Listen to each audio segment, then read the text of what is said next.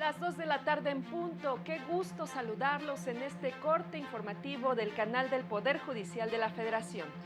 Soy Citlali Pérez y en la interpretación en lengua de señas mexicana me acompaña Eusiris Rostro. Hoy es martes 13 de agosto de 2024. Bienvenidas, bienvenidos, comenzamos. La Corte analizó la constitucionalidad de disposiciones del Código Nacional de Procedimientos Civiles y Familiares que sancionan la violencia vicaria. La ministra presidenta de la Suprema Corte, Norma Lucía Piña, convocó a construir un mejor sistema de impartición de justicia.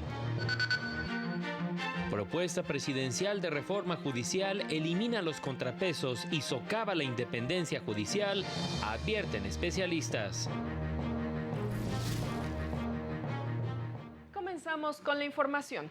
El Pleno de la Suprema Corte invalidó porciones de las fracciones segunda y cuarta del artículo 610 del Código Nacional de Procedimientos Civiles y Familiares, que establecían que para pedir y exigir cuentas a sus tutores era necesario que hubiera cumplido la edad exigida por la legislación sustantiva de la entidad respectiva, pues atentaba contra el interés superior de la infancia y su autonomía progresiva, ya que el ejercicio de sus derechos no depende de la edad, sino de su madurez para comprender los hechos. Que reconocen el principio de interés superior de la infancia y la adolescencia, en cuyos términos estos deben ser considerados como sujetos de derecho con autonomía progresiva y a ser integrados a los asuntos que afecten sus derechos, bajo un plano de igualdad en el que la edad no puede ser el parámetro determinante para esa participación, sino su grado de madurez, es decir, su capacidad para comprender el asunto y sus consecuencias, así como para formar un juicio o criterio propio, lo que debe ser motivo de estudio en cada caso. La primera sala tiene jurisprudencia que yo he compartido en algunos asuntos en las que ha considerado que el derecho de participación de las personas menores de edad en procedimientos jurisdiccionales donde se dirimen sus derechos no puede sujetarse a una regla fija en razón de la edad cronológica, sino que debe hacerse un análisis caso por caso conforme a los principios de autonomía progresiva y del interés superior de la infancia. El Pleno también invalidó la fracción tercera del Código 638 de dicho código que condicionaba la restitución de un infante a que no hubieran transcurrido más de 3 años desde que fue presentada la solicitud de restitución, pues estimó que violaba el interés superior de la infancia y negaba el derecho de acceso a la justicia. En contraste, el Pleno descartó que el uso de la palabra menor, si bien puede resultar discriminatorio, implique desconocer a niñas, niños y adolescentes como sujetos de derecho y autonomía progresiva, motivo por el cual declaró su validez. El Pleno también declaró la validez del artículo 554, que tipificaba la violencia vicaria, pues argumentó que busca garantizar el derecho de las mujeres a vivir una vida libre de violencia. Y la segunda sala de la Corte estableció que los artículos 168, fracción segunda, inciso A, de la Ley del Seguro Social y segundo transitorio del Decreto de Reformas de diciembre de 2020, al establecer una tarifa progresiva y no una tasa fija para calcular el monto de las aportaciones patronales en los ramos de cesantía en edad avanzada y vejez, no violan los principios de proporcionalidad y equidad tributaria, pues este tipo de mecanismos garantizan que las aportaciones sean acordes a la capacidad contributiva del patrón y mientras mayor sea la remuneración del trabajador reflejada en el salario base de cotización, mayor será la tasa impositiva y viceversa. Explica que no se debe ignorar que los incrementos ocurrirán de manera gradual cada año, entre 2023 y 2030, lo que permitirá que los patrones contribuyan en los ramos de cesantía y vejez sin verse afectados de manera súbita con las tasas que para esos fines fueron previstas en la mencionada norma. Agrega que el artículo 31 constitucional, en su fracción cuarta, no establece que la obligación de contribuir al sostenimiento del gasto público deba realizarse a través de una tasa fija o progresiva para satisfacer los principios de proporcionalidad y equidad tributaria, por lo que el legislador cuenta con libertad configurativa para determinarla. Y en más temas, durante la inauguración de las Jornadas Nacionales, la reforma al Poder Judicial en voz de la Judicatura, la ministra presidenta Norma Lucía Piña Hernández destacó la valiosa participación de todos los interesados en presentar propuestas respecto a la reforma al Poder Judicial de la Federación. Porque este espacio es de ustedes. A los que tenemos que oír, a los que tenemos que escuchar, son a ustedes. El inicio de estos espacios de reflexión no son un foro más. La voz de la Judicatura Federal no es una voz más, nunca debe serlo, y menos en este proceso de reforma al Poder Judicial. La ministra presidenta destacó la importancia de estar unidos en un proceso de análisis reflexivo. Estamos aquí reunidos para comenzar un proceso de análisis colectivo desde nuestra experiencia, desde nuestro día a día, desde lo que sabemos es la realidad del sistema de impartición de justicia federal. Estoy segura que su voz en relación a la propuesta de reforma judicial será objetiva, acertada, contundente, pero más que nada tendente a la construcción de un mejor sistema de impartición de justicia. Por su parte, la directora general de la Escuela Federal de Formación Judicial, Josefina Cortés Campos, afirmó que la reforma se presenta en un momento crucial para el sistema de justicia mexicano. Nos encontramos en un momento crucial para el sistema de justicia en nuestro país. La reforma judicial que estamos aquí por analizar y por debatir, coincidirán ustedes en que es más que un conjunto de ajustes normativos. Es en realidad un paso significativo para dar respuesta a la evolución de nuestra sociedad y a las necesidades cambiantes de la justicia. Magistrados federales advirtieron los riesgos que implica designar a las personas juzgadoras mediante voto popular y el no dotar de recursos suficientes al Poder Judicial para implementar estos cambios. El método de elección popular de personas candidatas a estos puestos sin control de los perfiles de selección a través de campañas políticas, lo que es contrario a la propia naturaleza de la actividad jurisdiccional. Y la propuesta de reelección, lejos de fortalecer la transparencia o eficiencia de los procesos judiciales, pone en riesgo aquellas garantías de justicia imparcial, autónoma e independiente. El legislador fracasa si es que introduce modificaciones a las leyes que carecen de esta racionalidad, en donde no están contados los pesos y centavos que van a permitir llevar a cabo con buen éxito la implementación de una cierta reforma. Participantes en el Encuentro Internacional sobre Independencia Judicial analizaron los desafíos que enfrentan los poderes judiciales en las naciones de América Latina. Advirtieron que las democracias en el continente se encuentran en riesgo, pues en los sistemas presidenciales se impulsan acciones para fortalecer a los poderes ejecutivos, eliminando los contrapesos y atentando contra la división de poderes. En la región ha habido muchos intentos por cuestionar la validez y la vigencia del principio de separación de poderes, especialmente por el modelo presidencialista, así por la concentración del poder y el otorgamiento de amplias facultades al Poder Ejecutivo. Indicaron que de acuerdo con el Índice Global para la Democracia se ha registrado un estancamiento en la región y México, junto a Haití y El Salvador, han registrado una grave caída desde 2022. Advirtieron 4 elementos que atentan contra la independencia judicial en México que se encuentran en la iniciativa presidencial de reforma al Poder Judicial y son la elección popular de juzgadores, la reducción del mandato y remuneraciones, así como la creación de un tribunal disciplinario. Y socavaría los fundamentos del Estado de Derecho en México. Estamos pensando que de aprobarse estas reformas pasaríamos de una división de poderes a un estado con fusión de poderes. La Constitución lo que hace es dividir los poderes dándole igualdad, ¿no?, de peso a cada uno de estos poderes. pasar estas reformas le quita muchísimo peso al Poder Judicial y nos deja en un estado muy vulnerable de baja protección de derechos. Y el director ejecutivo adjunto de Cyrus Van Centers, Jaime Chávez Alor, aseguró que esta iniciativa busca eliminar los contrapesos y es producto de la molestia que ha generado en el Ejecutivo Federal diversas resoluciones de la Suprema Corte.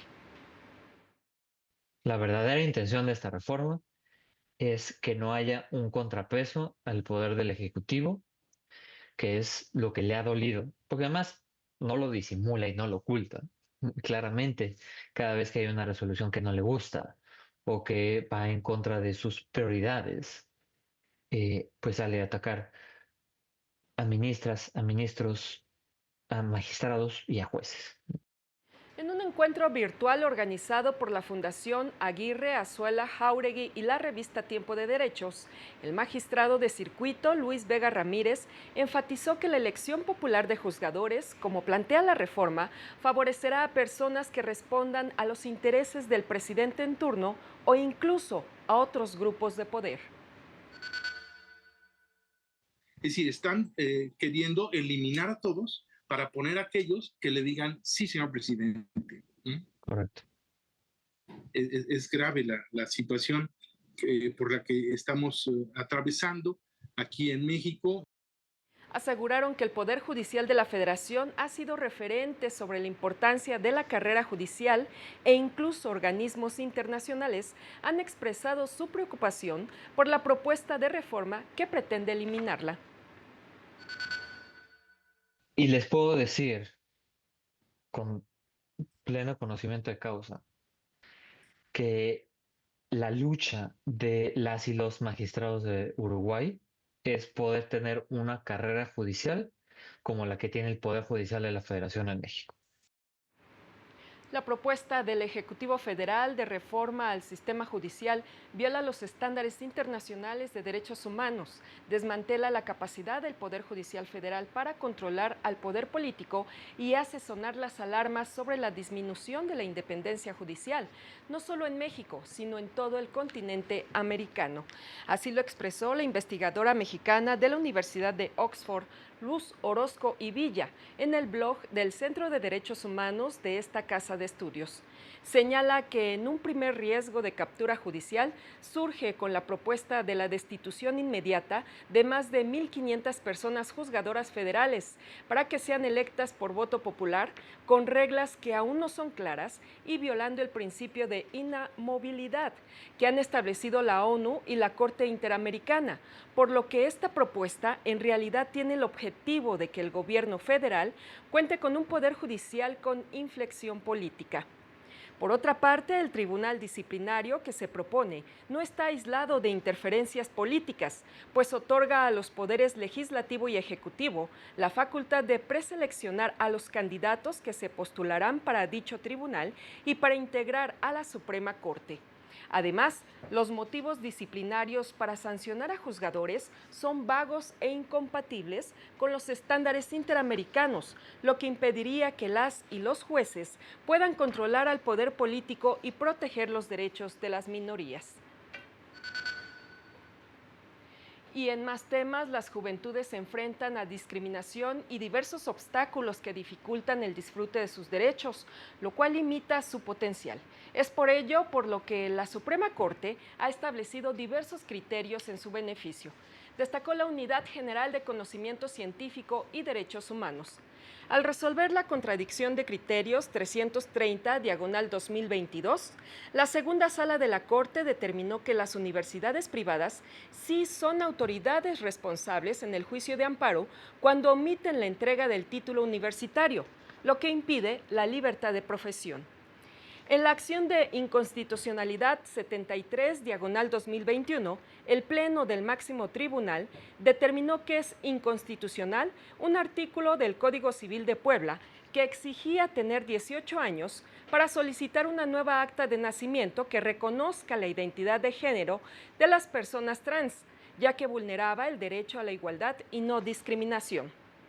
En materia de derechos sexuales y reproductivos, el Pleno también resolvió la acción de inconstitucionalidad 148/2017, en la que determinó que es contra la Constitución y tratados internacionales la criminalización absoluta del aborto, pues las personas tienen derecho a determinar el sentido de su vida y decidir sobre su cuerpo.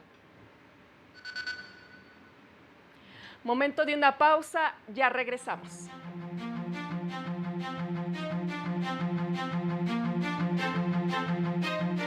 Al regresar, la Suprema Corte ha establecido que la suspensión en el juicio de amparo sí puede tener efectos restitutivos.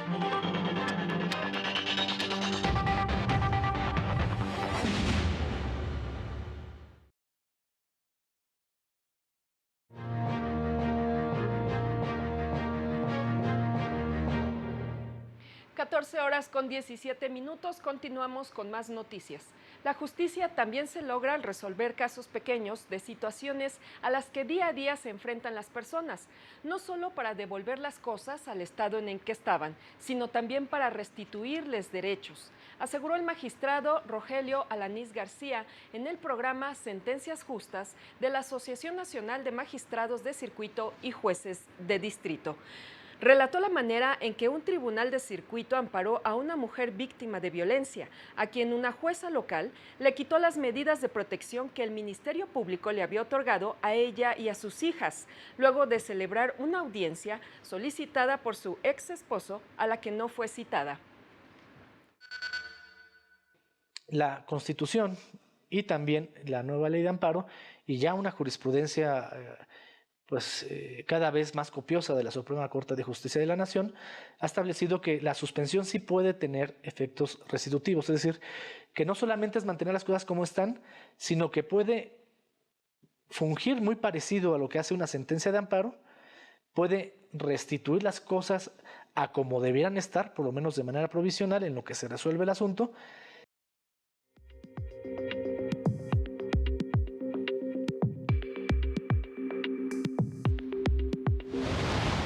Inició operaciones el Centro de Conciliación Laboral del Poder Judicial de Baja California Sur en el municipio de Comondú, el cual brindará servicio a la ciudadanía para la resolución de conflictos laborales a través de la mediación.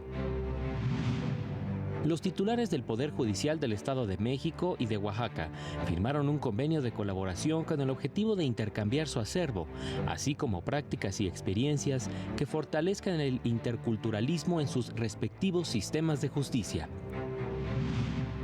Personal del Poder Judicial de Sinaloa asiste al Diplomado de Formación de Personas Facilitadoras Públicas en Mecanismos Alternativos de Solución de Controversias para promover una cultura de diálogo y entendimiento en la sociedad. El Poder Judicial de Morelos inauguró la 10ª sala en materia de oralidad penal en Cuernavaca, que atenderá tanto la ejecución de sentencias en la materia como los temas a cargo del Tribunal de Justicia Terapéutica. Para el canal del Poder Judicial de la Federación, Jesús Daza. Ahora nos enlazamos con mi compañero Óscar González, quien se encuentra en el Palacio de Justicia de San Lázaro, en donde integrantes de la JUFED fijan posturas sobre la iniciativa presidencial de reforma al Poder Judicial que será dictaminada la próxima semana en comisiones de la Cámara de Diputados y sobre el impacto que podría tener en la independencia judicial. Adelante, Óscar, te escuchamos. Nos encontramos en la escalinata del edificio sede del Poder Judicial de la Federación, aquí en San Lázaro. Muy buenas tardes para todos. Y es que aquí precisamente la Asociación Nacional de Magistrados de Circuito y Jueces de Distrito del Poder Judicial de la Federación dio a conocer su posicionamiento respecto a las reformas presentadas ante el Congreso de la Unión y su impacto en la independencia judicial. Juana Fuentes Velázquez, directora nacional de la JUFED, pidió a los legisladores y a la próxima presidenta de México que se detenga el proceso de reforma al Poder Judicial y advirtió en este marco. Vamos a escuchar. Al amparo de nuestro deber de defender la independencia judicial, las personas juzgadoras pedimos a la legislatura y gobierno entrantes que detengan en septiembre el actual proceso de reforma, dadas sus tantas imperfecciones, para reencauzar la discusión pública hacia una reforma integral bien meditada. Septiembre de 2024 puede convertirse en una fecha fatídica para el país si el Congreso entrante y la futura presidenta se empeñan en aprobar esa iniciativa. En este sentido, la directora de la JUFED indicó que como última instancia habrá una suspensión temporal de labores. Y en su caso, acordaremos la suspensión temporal del trabajo en uso de un derecho de rango máximo.